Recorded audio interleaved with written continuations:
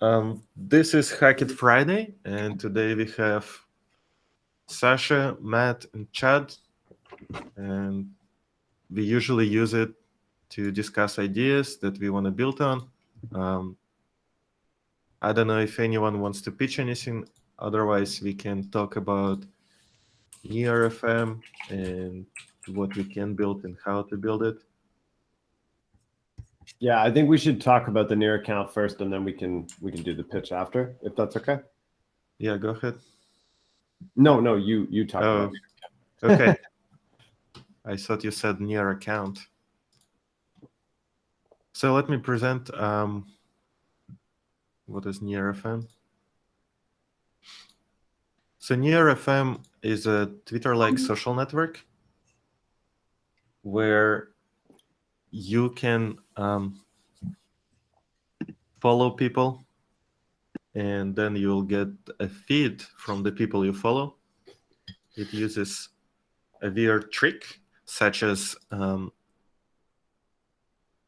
way that the RPC node can retrieve you a view call, not only from the current state, so not from the latest block, but also from any historic block.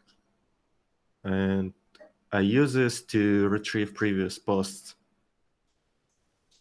So I don't need to store every post on chain in a state. I can just store the link, essentially, the height of the block where you posted last time, and then I can query an endpoint, RPC endpoint, to request what was the block at this height, and it will retrieve me a previous post that has a link to the previous post. So I can recursively build your latest feed by only having one post in a state. So this saves on storage and costs. So at Near protocol, the storage is the most expensive, and transactions with gas are cheaper.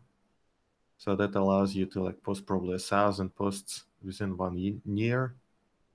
And limitation is you can do at most one post per block.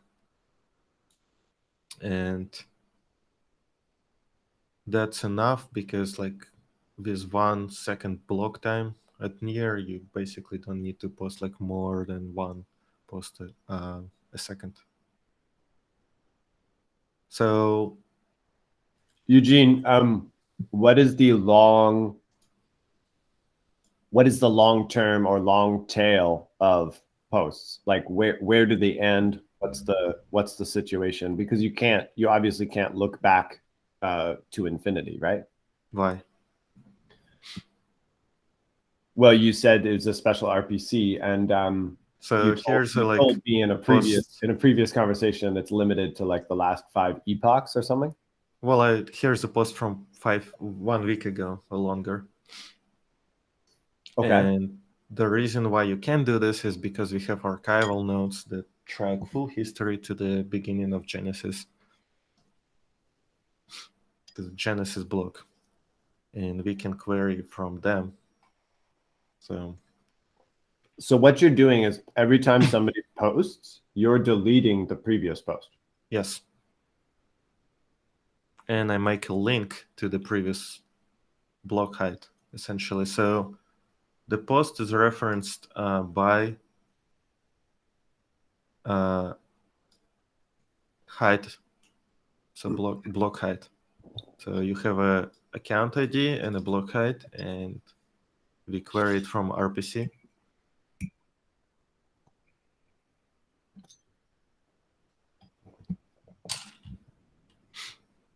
Does it make sense? Yep, 100%. How long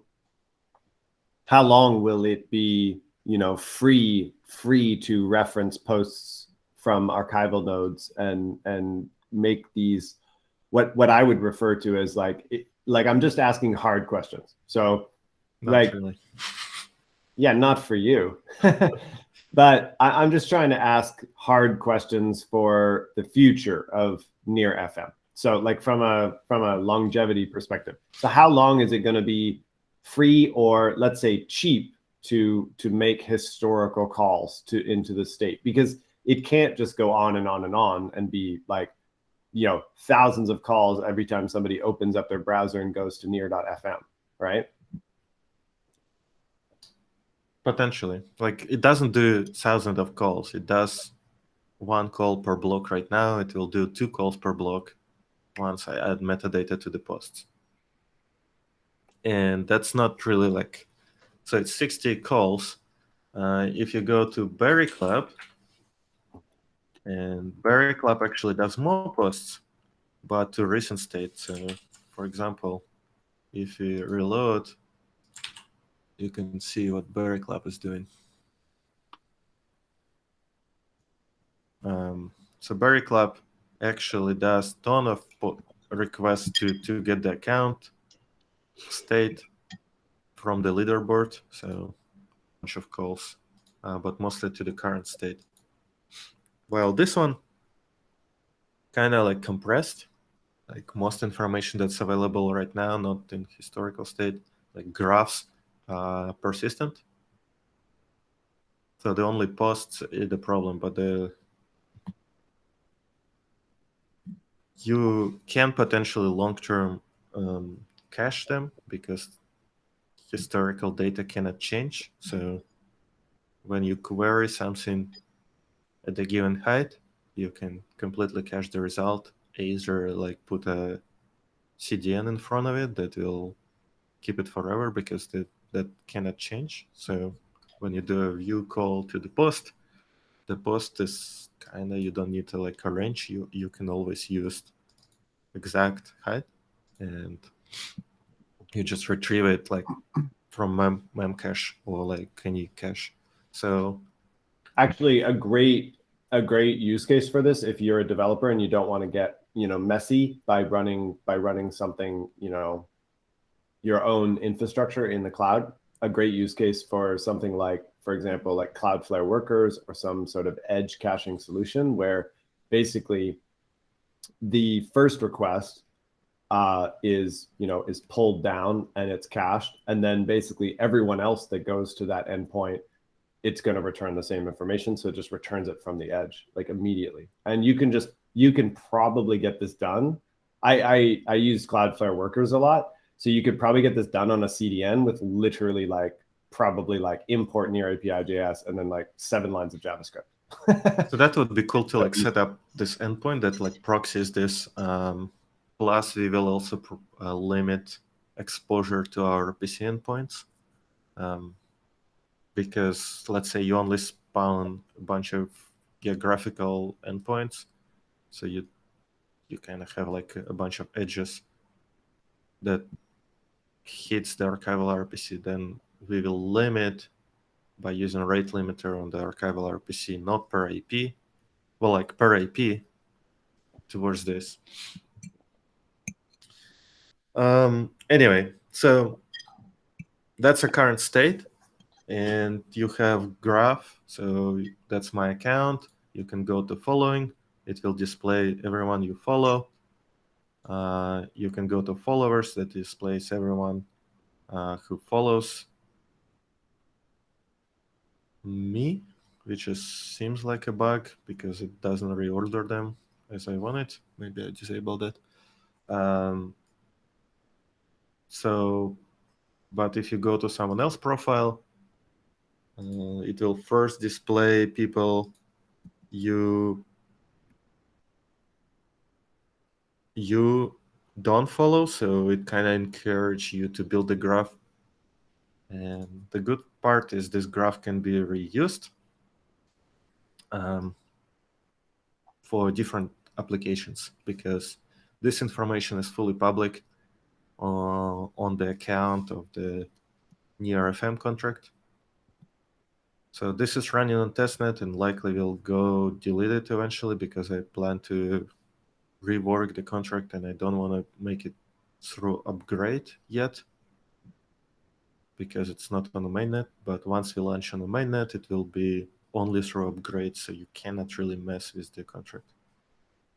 So I wanted today to actually spend time discussing some ideas that I wanted to add here and probably add them today later during the actual Hack It Friday. So first thing is the post is actually super boring right now because you cannot do anything. So I would prefer if we actually have some ability to do something with the post, at least some basic functionality. We discussed this with Chad at weekly contract reviews, and one idea was to add emoji support to React, like reactions to the post. So you can react with different emojis.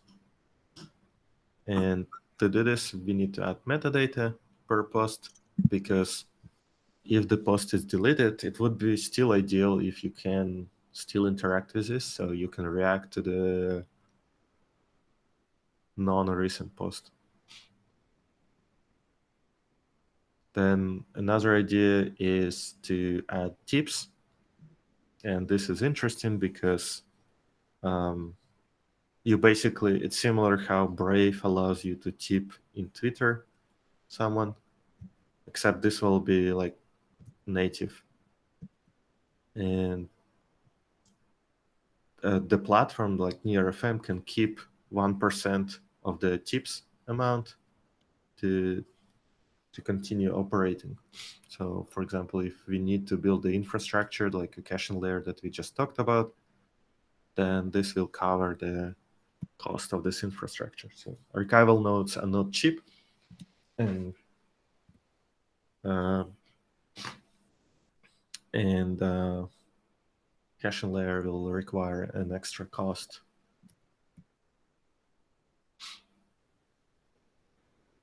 What else? Like, do you have questions about like what? So wondering about that RPC call, that extra RPC call. Is there a way to go get the post and then so for example, like I don't know, I don't know why, but I always think of these things like way too early in the project. But is there a way to maybe get the post and then have like some special character appended at the end of the post that indicates like whether it has metadata or not? Or I guess the post won't change, right? Because you're going to react like later in the block. Okay. The previous block. Right. Okay. Actually, that's a good question. When is the reactions are stored in a later block, right? Yeah. Okay. Never mind. Yeah, so this is like non-trivial piece. So the block right now is referenced when it was actually posted, like the block when it was created, but it should be referenced by when the metadata was deleted, or something like this. So you would have a block ID, something like, let's say, the first is a block height when of the post we're talking about. So this is like your canonical ID. And then you have a helper, such as, for example, a block height when the metadata is available, or latest metadata available. So it's either going to be like latest, that will indicate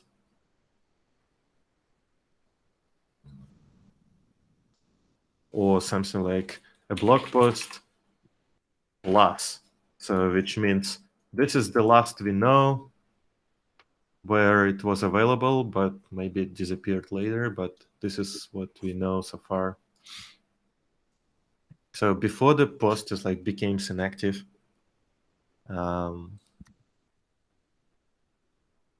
we don't really know when the metadata disappears, and without indexer or without a backend, it's hard to find at which height the last update to the post was made. So for example, if you like this post, you did it at a given height. So at this block, I have updated the metadata in a contract. And then I need to like update link to this post to actually pull this metadata. Otherwise, I wouldn't know. I'm thinking it can be addressed like with like very long tail right now. Just like keep a map of previous posts, like hundreds of them, where you just have a last metadata link. That wouldn't be a big issue.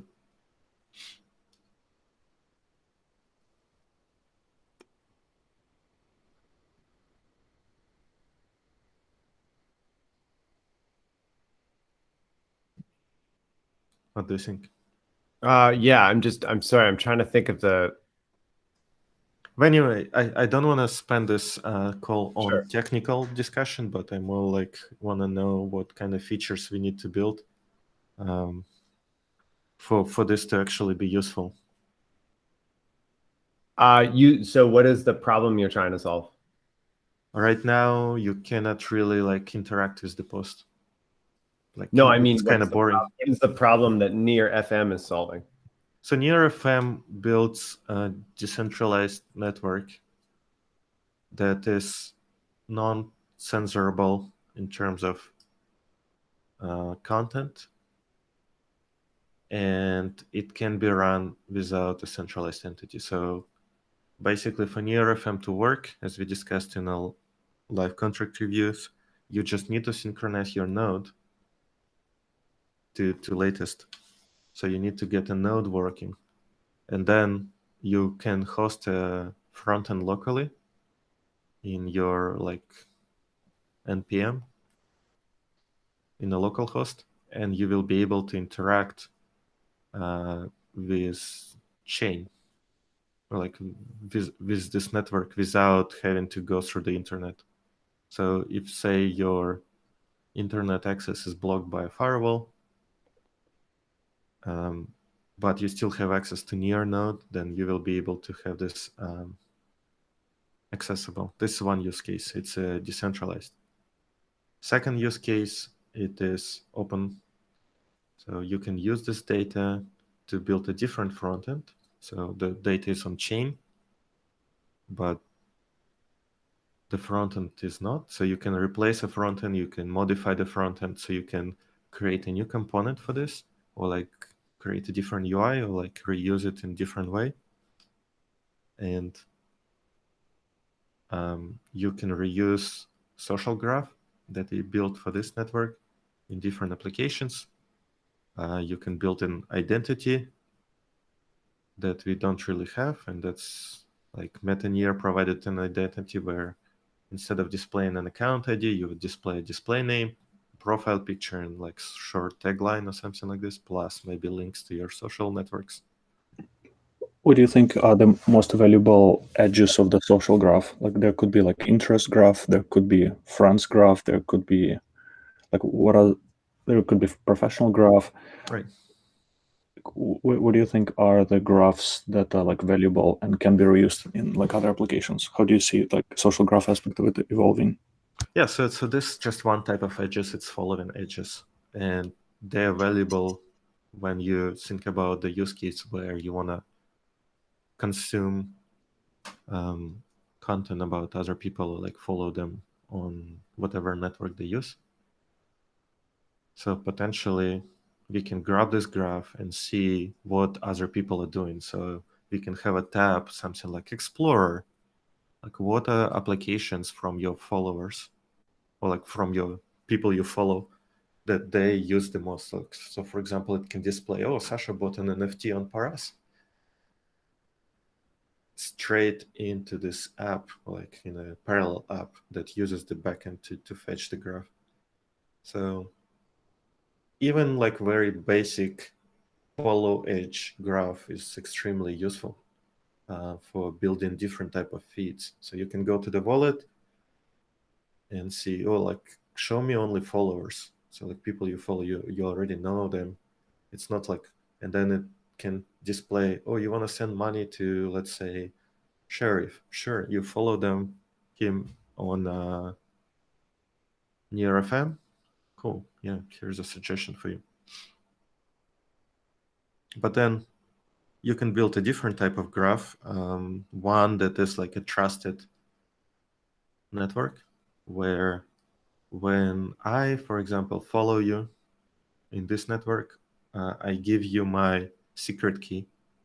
So that gives you access to my private posts. So let's say I have a separate network, such as like Instagram closed account. And when I share this connection, you get access to my Instagram. You can request this information. It's like, hey, I want to follow you on Instagram on your closed account, and I can approve it by sharing this edge. And no one else will be able to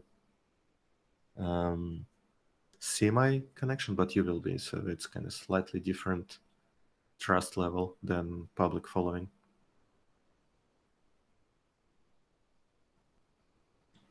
Sorry, how is that secret exchange done on chain? I might have missed it. So this is how MetaNear worked originally. You have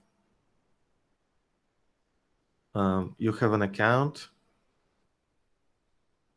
Let's say it's identity.near contract. And here you put your public encryption key for which you have a secret encryption key. So like similar to like PGP. Now, when you request to get my feed, so when I put data, I encrypt it with some secret keys separate from my encryption key. Now, in order for you to read my feed, you need to get private key or like the secret key for the encryption from me.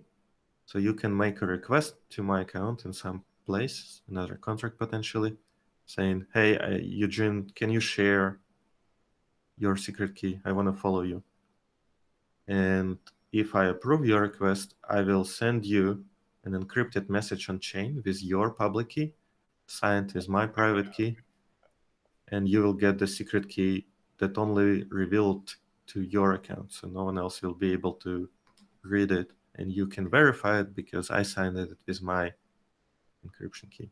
So you will get the copy. Also, we know because it's on chain. You were just talking about edges and graphs and their usefulness. We know that you would, like, let's say you and me did this. We know that you and me actually started talking privately at some point. Yes. Yeah. And so we it also does reveal the connection. It doesn't reveal the content. Of course, It reveals the metadata. But we now also know how many messages we exchanged, right? Like, so we can sort of assume. Well, not necessary. So once the initial connection is established, we can communicate privately. So, but the off-chain. message, We can do off-chain connections. Okay, yeah. Anyway, hey, I had a really interesting idea.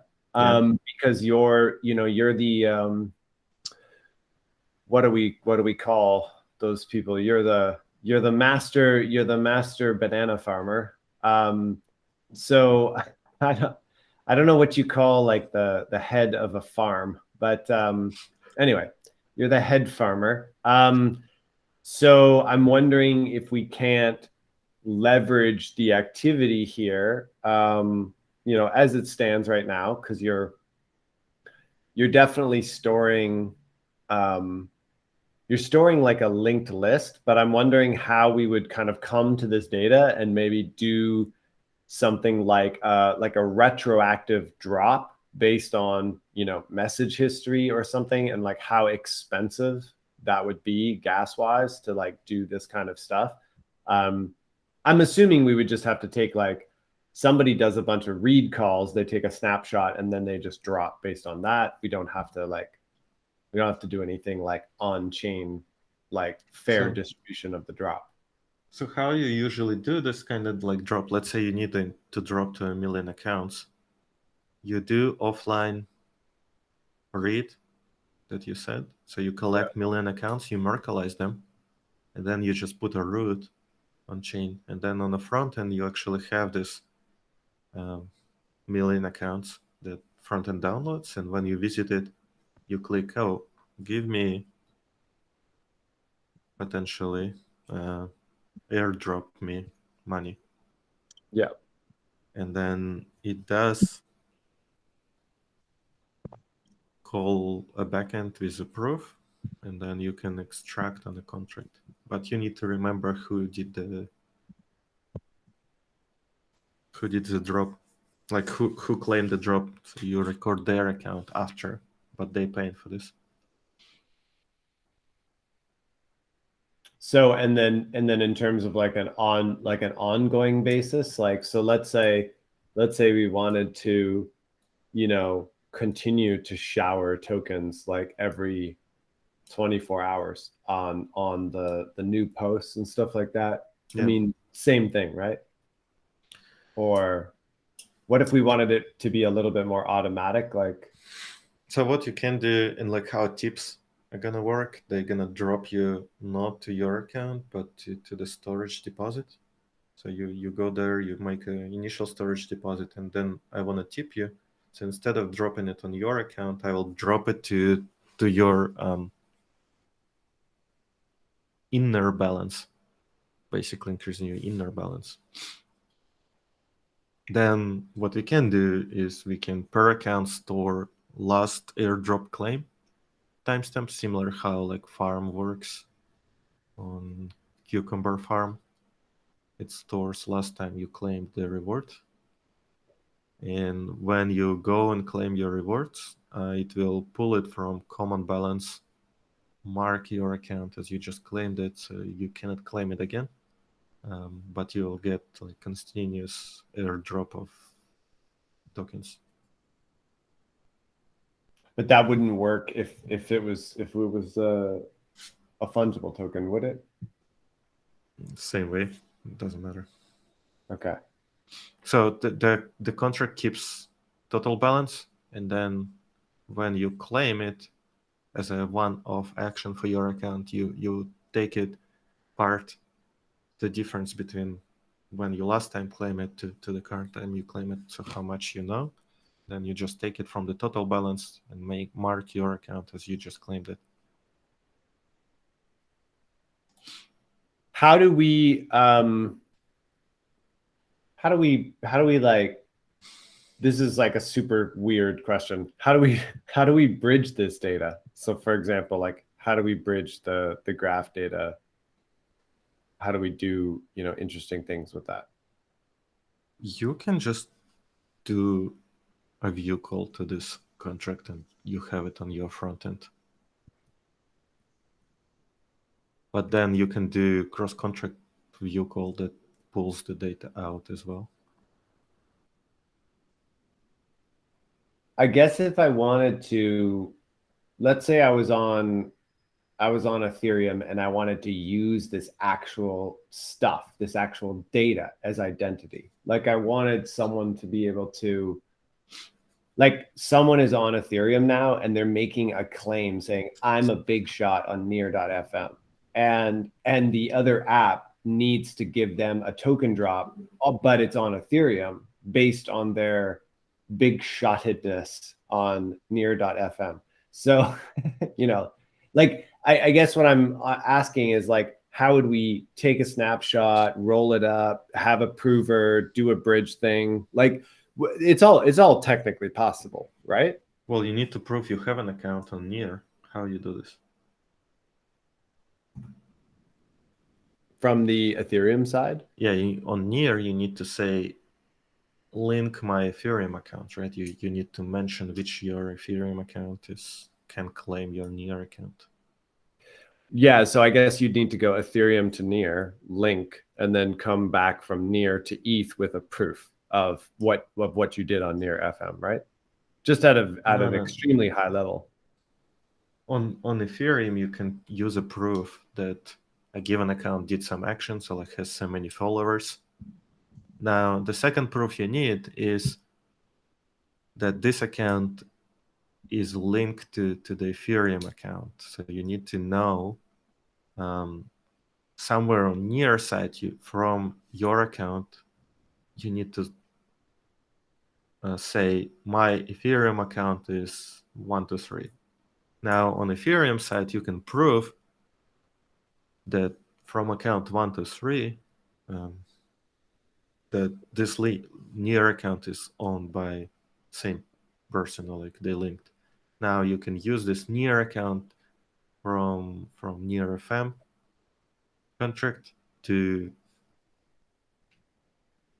prove the number of followers. So on Ethereum, you just need two proofs. One, that you link the account, and two, that this account has so many followers. Cool. Yeah. I just think that maybe that in the future might be, I mean, you know, when Near FM takes off and replaces Twitter, it could be Yeah, valuable. but then who needs Ethereum by this time? Exactly.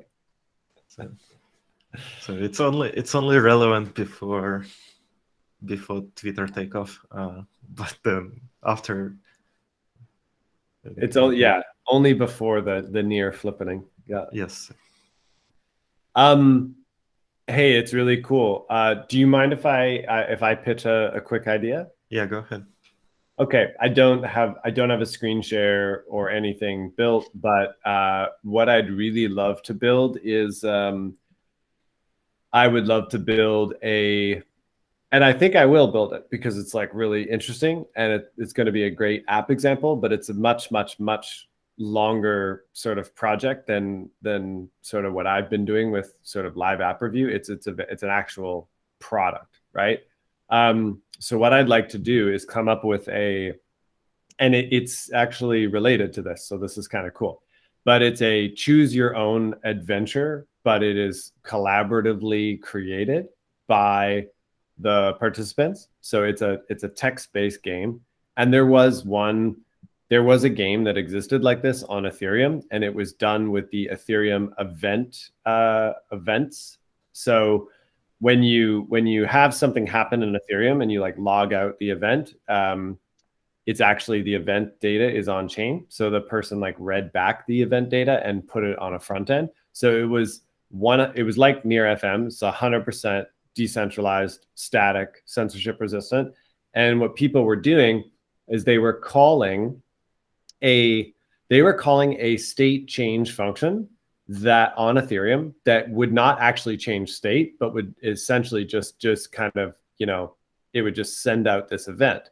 And then based on, I think it did have some state, because otherwise how would you know the structure of the choose your own adventure? But it was like super minimal. So essentially what ended up happening is you had this, you know, it was the most efficient it could be, static front end, completely decentralized, collaborative, you know, text-based, multi-forking, multi-path text adventure. And so I'd like to create something like this because I think it's like, it's fun. It opens up like a lot of creative possibilities. I think that people can, I think that you can actually do it in the same way that you just presented how Near FM works, because I mean, like, you could just have every account that basically participates in the text adventure could just be, well, actually, here's the problem, because it's non-trivial. Where do you store the forks, right? So every time somebody's storage, you know, for like every time they like add different pathways and stuff, it starts to get a little bit more complicated. So I think that that's probably a little bit of a challenge. But I mean, overall, I would just I would limit the number of paths that you could take from any single node. So I would do something like you can have a maximum of 4 options for where you go next. And I would also add the ability to do a loop back, but only 2 out of 4. So basically, if you want to go back to a previous node, you can go back, but only with 2 out of your 4 choices. So basically, if somebody has already chosen to loop back, that like if 2 out of the 4 have already chosen to loop back to pre-existing nodes or messages or whatever you want to call them, like pages, then the other 2 have to go to like new pages, or at least one has to go to a new page. So basically, in that way, the adventure never ends, but it ensures that there's, you know, sort of some repeat looping to make it sort of kind of frustrating or interesting. Yeah. I'm not sure what the best numbers are. I just also need like you died. that cannot be. Exactly. Yeah. So maybe Well, each it's a loop. page can have one UDI, Well, two no, loopbacks, it's one you new. die, right? You just need to make it finalizable. So like, because you die essentially links to the past, right? You link to the beginning, but you don't want people like, oh, resurrect, like add in extra fields to this. But Yeah. then you So limit it. there's a few different layers to it. There's the rules, which are basically like, to ensure that the adventure like can and always will at least continue by going from node to node to node to node to node. So like 1 1 1 1 1. But then there's branching, and then there's looping back, or like you said, like I mean, it's obviously It's a loop back. a UDI is a loop back. Yeah. So that's like the mechanism, or the sort of different ways that things could happen. And then there's a few other things that I was thinking about. So because you're gonna know, and actually this is a question I have about your retroactive RPC calls. When you call backwards, do you also know the account ID that actually like modified that storage? So when you do the RPC call, you get obviously the message. Well, you can store it inside the message itself. Yeah. Yeah. Okay. So basically every time, what I think is interesting here about this game is that people are obviously paying a little bit of gas. They're burning gas to actually add to the game, to create the game. And what I think would be cool is if there was a token that was basically added or dropped retroactively for everyone that actually built the game universe. And then at some point, what you do is you go back to the beginning, and in order to play the game, you have to put in like one near. So if you want to actually like start on the text adventure, you have to put in one near. Now, obviously, people could like hack it, and they could figure out a way to like make their own front end and go around that. But maybe there is a way to protect it. Like you can only actually. I don't think there is, because the data is just on chain at that point. But it's just something kind of fun. Like I would think the creators of the game should benefit from the future sort of play of the game. But anyway, random, weird idea. How do you prevent people like putting some shit into the text, like just A, B, C instead of like actual adventure? Oh, that's my other idea. Sorry. So I just wrote these down in like a quick Google note. So that was another one of my ideas I thought of this morning. So people can come by and they can actually edit other people's option in the journey. But this is where it gets interesting. You have to basically buy them out. So it works on a model of not a marketplace. It's a more of a radical markets. Everything is for sale all the time, provided that you're going to actually put some utility on it. So everything's for sale all the time. So let's say you put some text down, and now it's automatically for sale for 2 near tokens. Okay, so I come by 20% up. Yeah, so I come by, I put something down. But here's the thing. Its value diminishes over time. So the only thing that I could ever get back from that is the minimum price that I paid. So I put down something for 2 near tokens, and then it jumps up to 4 near tokens. If you want to replace it automatically, so you Eugene saw what I wrote, and almost immediately you saw, Matt doesn't know what he's doing. This is an awful piece of text. I want to replace it right away. It's almost like a quick edit on Wikipedia, like that needs to be reverted. So when you need to do that, it's expensive to provide that utility to the game. And so it costs like double what the previous poster put. But over time, this curve goes down. And then for you to buy me out, it only costs whatever the base cost was. Why do this? Like it seems like for the game, like older content is more valuable. Like let's say I have my initial flow like already people spend time on this and like put their money on this, but like why make it like cheaper? So here's the thing, like, okay, so everyone puts content down, and then let's say like a lot of time passes, all of the content is still worth 1 near. Okay. Yeah. Now I want to come in and I want to replace something, so I pay 1 near. But if you see that I've replaced your thing, your text, right, and you don't like that, you can come by really quickly, like maybe within like, you know, like an hour or something. Did I say an hour in the beginning? I meant more like 2 days.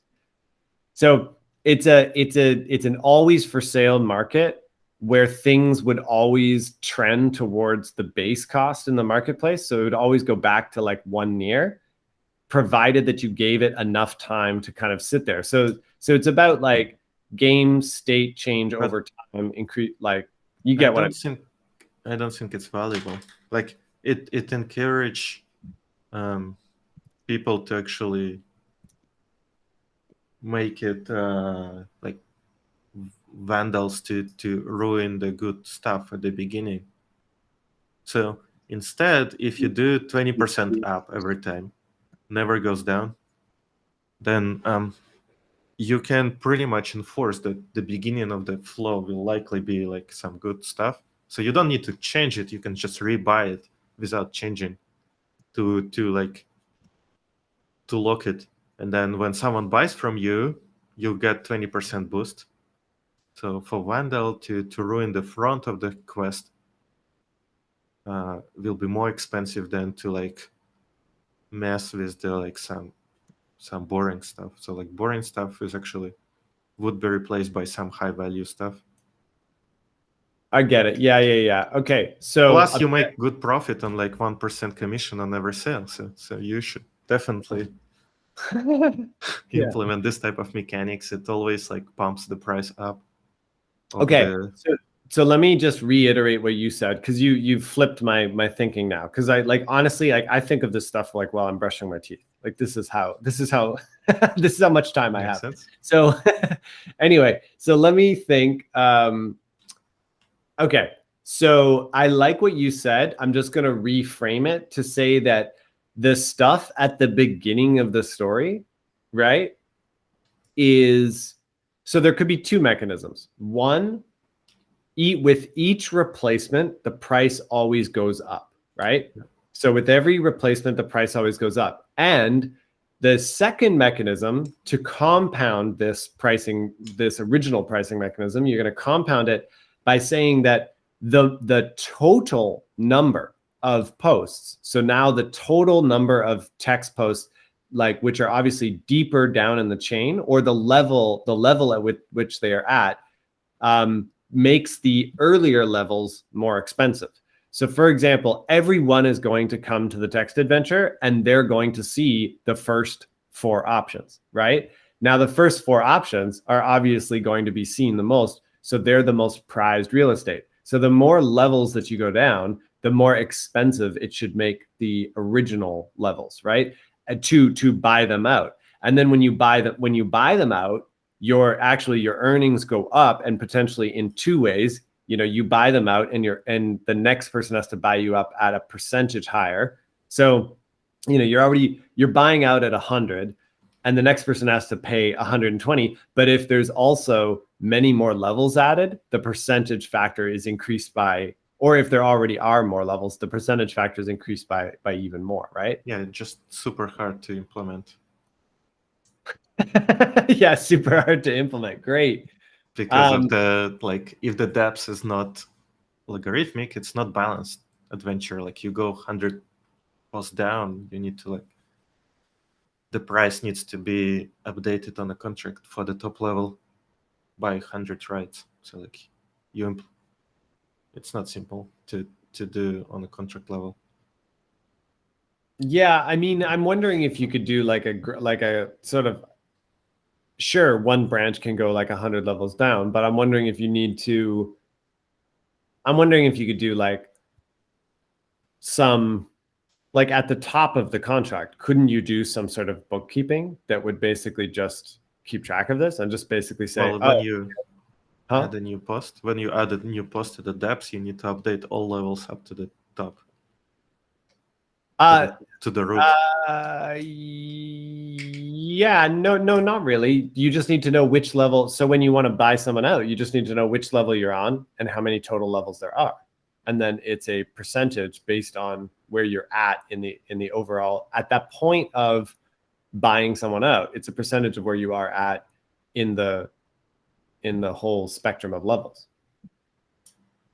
Another mechanism that I would like to see here is just something toward, if like you were talking about it being the most prime real estate, it's like the ground floor of this building that we're making or something. And like if people keep adding to the stack in one part of the narrative, it should make it cheaper, and like no one is building onto the stories over in these directions. It should make it cheaper to like add to the story over here, or just more expensive as you keep adding up, right? Like if you've got a totally lopsided choose your own adventure where like one path is like way ahead of the other paths, it should start getting more expensive to add things to that path to incentivize people to like flesh out the other storylines. Yeah, I think that is the actual challenge, and I'm starting to see what Eugene said about it being non-trivial. Plus, you don't want to potentially cut the path. So if path is already created, maybe you can only edit the text, but you cannot change the connection of the graph. Like that's right. Yeah. So that opens up a whole nother question. Like, should you be able to relink? Plus, like I think purchasing with 20% covers the compound effect. You pretty much will. You can design a UI that will display how expensive this pass is, and then people will just invest in this pass early, so to secure it. That's fair, totally. Oh yeah, because those are the paths that are going to be seen by people, and so paths seen equals paths purchased, and the 20% covers that. Yeah, something like just plain 20% probably will cover your entire thing. You don't need to think about the compounding mechanism. You could add where it's like Chad, it's like Barry White. Like maybe you use super deep laptop mic for some reason. Your voice is so deep it's like booming through my speakers. All right. Yeah, that's better. Okay. Maybe there's a way to, or can I have a way to like say, I like this storyline. I don't want this to change. Yes. I just want to like put money toward it to increase the price for anyone who wants to change it later. You just invest. Like investing is like you just. But I don't have to buy the whole thing as if I'm gonna author on it or whatever, right? Like I just want a way to like contribute whatever my small amount is toward an increased value for this. Potentially, but you like a partial share. No, that gets into the technical complexity of multi-owning. Okay. Unless we do this as fungible token every node, then maybe some way of this is like every node is an NFT. Maybe. Chad, sorry, is the thing that you're trying to solve? You want to basically you want to preserve what you've written. No, I was thinking like maybe this is a way to simplify it. Like basically you come in, you read the first page, you like the first page, you don't want it to change. So you want to say like, this one was cool, I'm going to tip it a little bit. And basically if more people tip the current content, that's like behind the scenes increasing the price of this. Like it costs more to change it for anyone who wants to edit it. And then that is such a good mechanism. And then you don't need to worry about the like height thing potentially. You just let people sort it out by like, this piece was fantastic. Yes, I'm tipping it. And then like that is the whole price increase mechanism. But then you need to like just figure out how to actually edit the content. So no, I think Chad has a good point. So for example, so you're at a like, let's think about this in terms, let's come up with some names for this shit. So you're at a node, right? And a node could be complete or incomplete, right? So basically if there's an empty slot, the point is moot, just add your text, do whatever you want. right? Like, I mean, if it's 2 out of 4 paths complete or whatever the sort of whatever the boundaries are. So then you add your text, you're done. And there's like base prices for everything. But then Chad comes along and he sees that this node in the story is really cool. So Chad tips the people.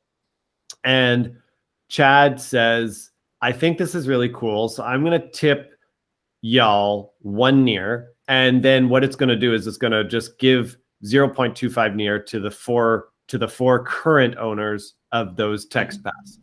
But that should kick off for that text path or that group, it should actually mark that Chad has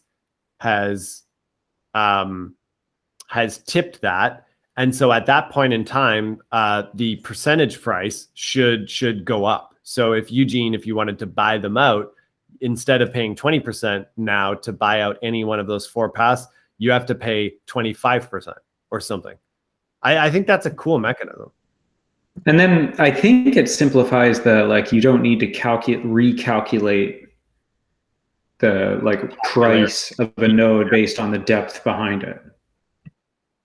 All right, guys, kill the depth idea. I get it. It's a good idea. It's just like, I think maybe the like letting humans tip it version is simpler and basically accomplishes the same thing.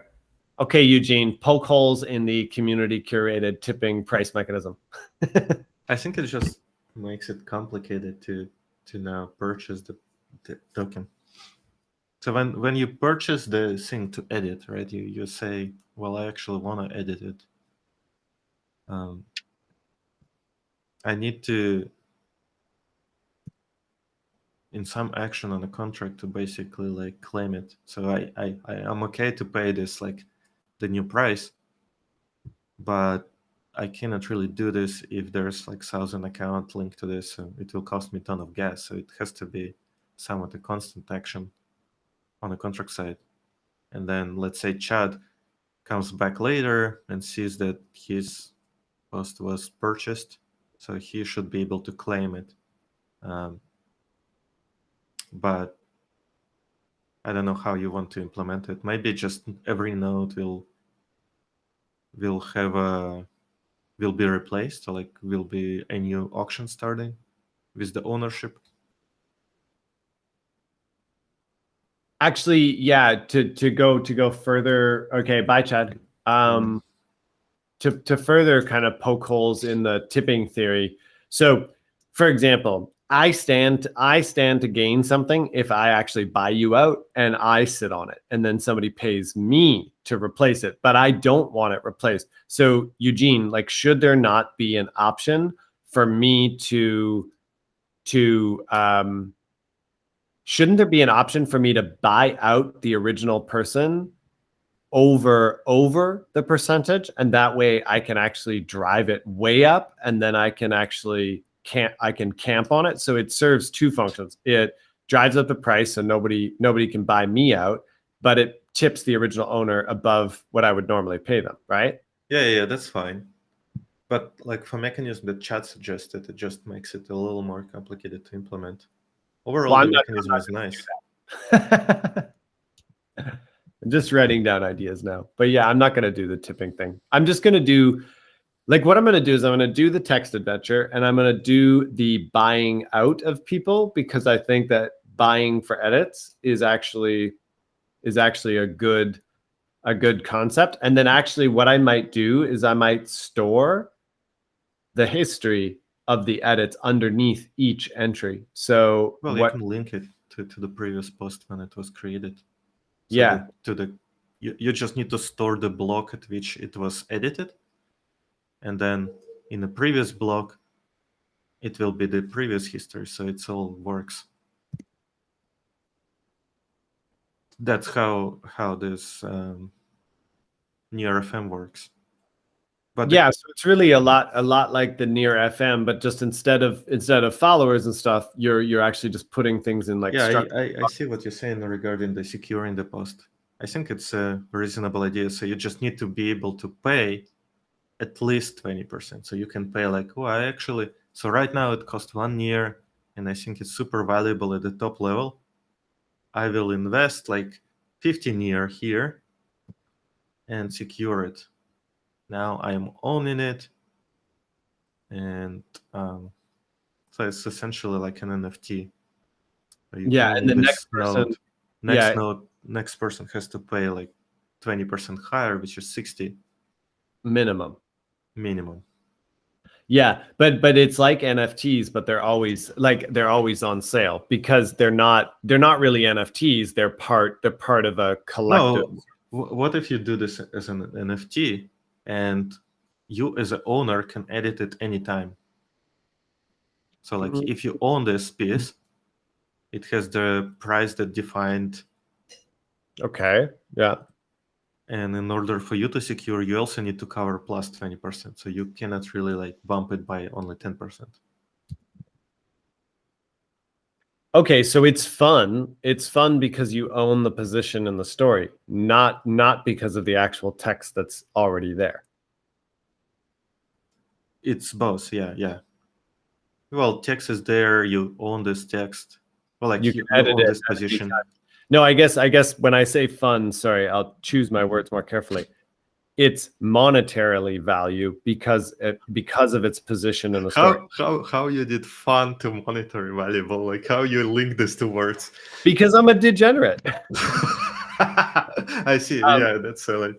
Okay, doesn't that make sense now? Okay, no. So you increase fun of this post by. I'm increasing FOMO. Do you understand how this works? Yeah. I understand. So, but you have a really good idea. So NFTs, that could actually trade on across.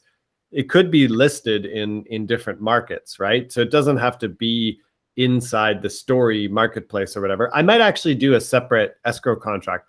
Okay, I got this. So they're NFTs, but they're NFTs whose primary issuance and minting schedule has to be enforced by the structure of the story. So you can only mint a new NFT when, for example, like, someone has minted the previous NFT. So they are NFTs, but they have a position inside a graph, right?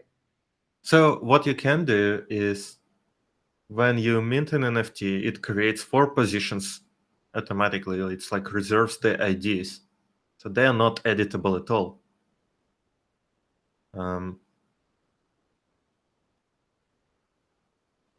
And then as your NFT edit text, you can change the type potentially or something like this to be, well, I don't know. Yeah, need to think about this loop structure that you want to prevent people from ending a story. Yeah, that's right. Because you don't want everybody, like what I don't want is people purchase a like 1, 2, 3, 4 or 1, 2, 3 or whatever, like pass, and then they basically just say, loop back to you're dead. So then it like the story's over, right? Yeah. I mean, if people just keep truncating the story, then it's useless. So one path at least always has to keep going forward. Do you want to add items there or not? So each, so there are NFTs, but then in the contract, I got it. In the contract, you need to keep track of the node which the NFTs that are minted exist in. And so it's almost like it's an NFT that holds 3 or 4 other NFTs. And so what you need to do is when you're inside those NFTs and the different people who own them are editing them, you just need to enforce the game logic of what I would call like the super NFT. Mm-hmm. So each node is like a super NFT with a token ID. And if you and me and Sharif, we all own, like, let's say there's only 3 NFTs per super node, then you, me, and Sharif, we all own them. And you decide to say you die because that's the kind of guy you are. And Sharif decides to say you die. Then I cannot change my NFT to you die. I have to basically I have to provide text and like put a flag on my next node to be like, it's open. And what open means is like more NFTs can be mint, like another super NFT can be created off of this NFT and can be minted if somebody wants. So they find my node and they see that there isn't a super NFT. So then they go mint a super NFT, creates a super NFT group, and they get the first NFT in the group. And then they start building, right? The other thing is that, you know, after that super NFT has been minted, my pathway is linked. So it goes back to my sub NFT in the previous node in the graph. And it basically says, huh? Yeah, I lost it, but yeah. No, but you kind of get it, right? So you need to simplify it. So what is the NFT? NFT is just a node. Now, the node can have multiple options. So it's either a text, which means it's a regular node, or it's a redirect, which is a loop. It moves it somewhere in the past. But it's still a node. Yeah, but you're I was sort of making the distinction between there is a node in the story and there's a node that you own as an NFT. So let's call them node for like, so when you are on a particular path, there's game logic that needs to be enforced for that so part this of is what you can do. So let's say and the third option of the node is the no, you cannot do this. Fuck. Because there can be multiple entry levels to your text. There's two types. Okay, so the way I see it is there's two types of NFTs. One that is not owned by people, but just reinforces the graph and the game logic. And the other NFTs, which are inside that super NFT. And those ones are the ones that have the choices to link to other actually, they don't link to other NFTs, they link to the super NFTs in the story. Do you understand? Yeah, I understand how you want to do this, and I'm thinking how to simplify it a little bit so you don't have to like mess up with super NFT versus regular NFT and like sub NFTs. Instead, so you want to just keep one NFT type and then have it be like both? Yeah. So okay. I want to do the following. Basically, when you create a new node, it creates 4 new NFTs that are linked immediately to this NFT, and they are type none, so they are non-claimed. So anyone can claim them. Okay. Well, for basic price that goes to the contract to pay for storage or something like this. Then when you try to edit your NFT, you can edit the following. You edit the parent text. Parent text is text that will be displayed on a parent node for this option. There's only 4 child for every parent node that are already created. So you can select the text. Then action is either redirect or not redirect. It's a regular node. And then when you're trying to change the action, it's enforced by the parent node. So it's easy to verify because you can check for linked nodes and see that they are not looping. Like, so you can enforce your game rule that at most 2 are redirecting. Yeah. And that's it. If it's a redirect, then you cannot add any action to the node because it's a redirect.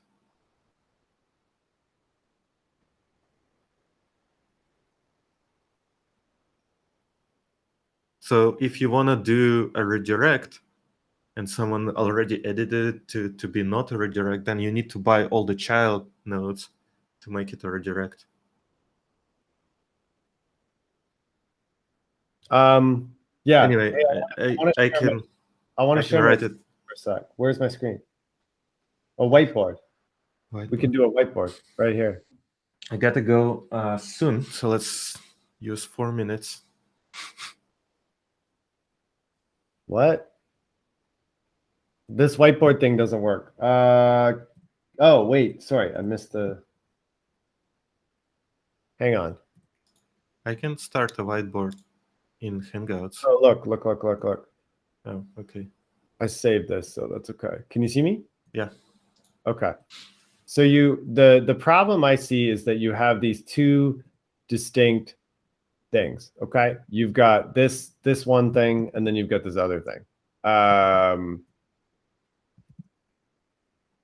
And we need to reinforce stuff. So I totally am hearing what you're saying, but you know, this goes off to some other part of the story, and maybe this one, actually, wait, this one goes back. So this is like where they go. So there's basically ownership over what is said and where it goes. So this is a redirect, and this is a not redirect. This is a not redirect. And right? you forget the text of the node itself, which No, is that's top level message. Yeah. Oh, so yeah. This is the action, and you also have a story for this entry. Yeah. So, but arguably, you know, so if this was here. So what you're saying is this is this, right? No. This is separate, but you. So basically, let's say I own the NFT on the right, which is currently saying BLA2. Mm-hmm. So I own two pieces. I can edit the action on the left, which is the text BLA2. Mm-hmm. Mm-hmm. And also I can edit the description separately on the top of my node. You mean you can edit this? No. This is owned by someone else. Oh, you mean you can edit this and you can edit this? Yes. And I can edit an action. If I don't have any exits, if I don't have any actions on my thing, on a right node, I can make it a redirect. But okay, what if this person, BLA2, decides to turn it to a redirect? Then all of these people are worthless. Yeah, they cannot do this. So once there's a single action on your thing, you cannot change it to redirect. Choosing a redirect or a future action is an irreversible action. Yeah, we can do this way. Or you can go from redirect to a regular node back. Because you can always have a redirect as one of the childs. So I cannot really edit your board. Maybe I can draw on your screen. Here. Just copy this.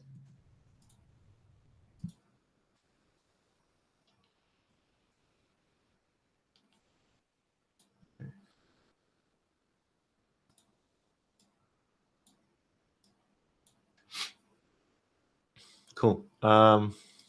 Did you see my cool photo? No. A photo of me crying.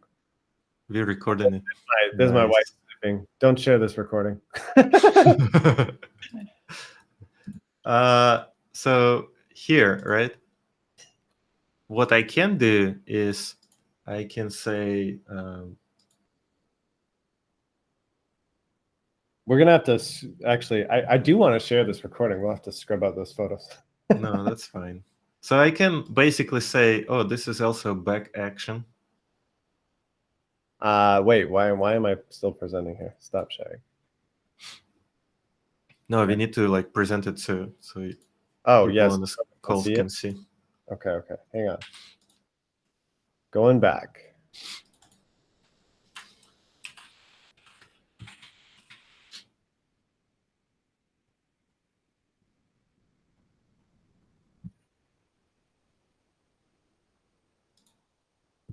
So let's say these two actions, you purchase them or like no one purchased them, then unavailable.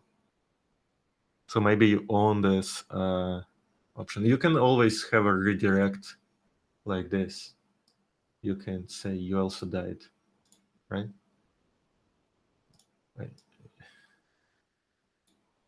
Something like this. Yeah. So, but because you cannot have two redirects from here, someone else can actually purchase this option from you, so you don't die. So they can change the stories, like, and say like, "Oh, I don't want to drink."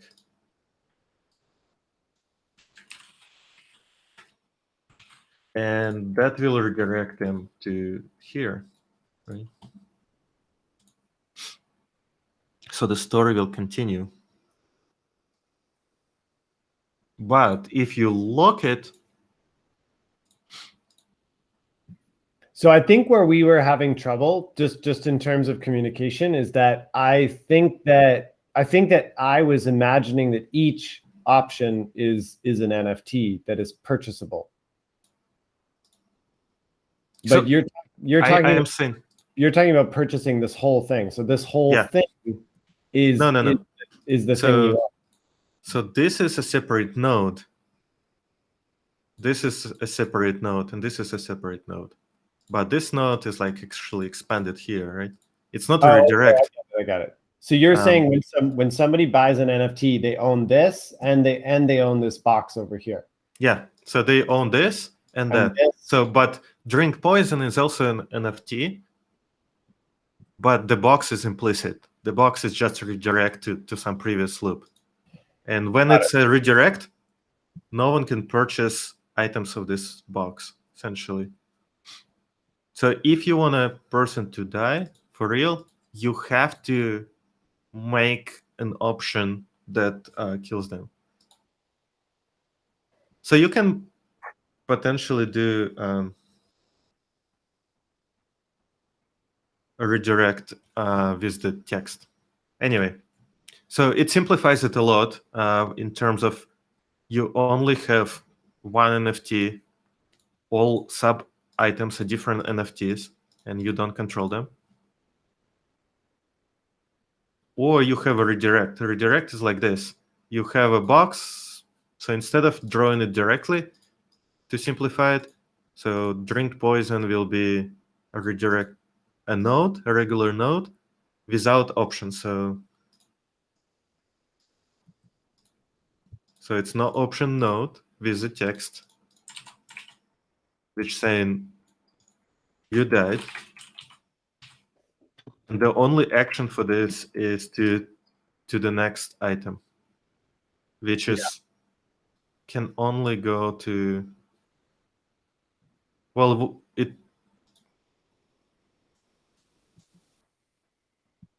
the problem with this is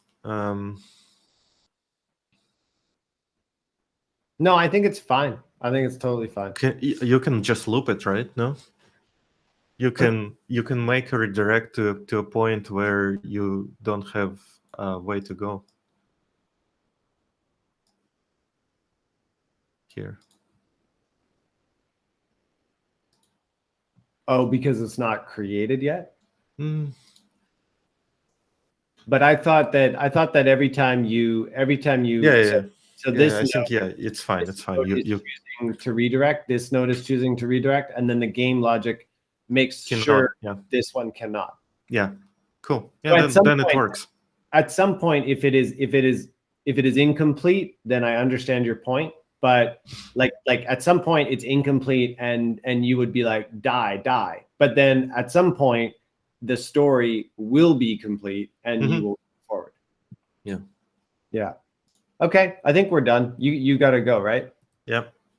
Very cool idea. All right. Okay. You got to Let's stop recording.